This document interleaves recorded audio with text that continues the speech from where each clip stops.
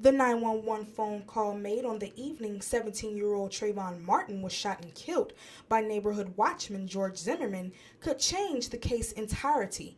While phone calls made to the 911 dispatcher that particular night may be helpful in closing the Martin Zimmerman case, citizens are concerned that its 911 system may be out of date when making that emergency phone call. I personally had a bad 911 phone call experience myself.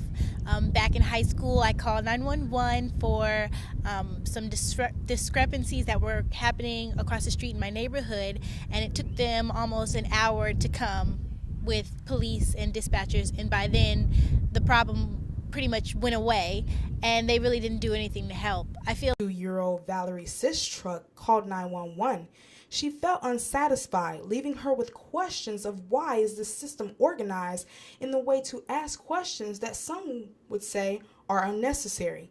TPD Public Information Officer David Northway says, when calling 911, the dispatcher immediately sends information electronically over to the nearest officer.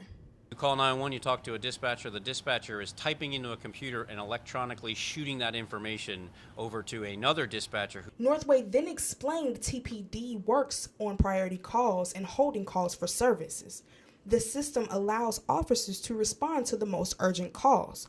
While calls are in progress, they will be received and responded once priority calls are handled.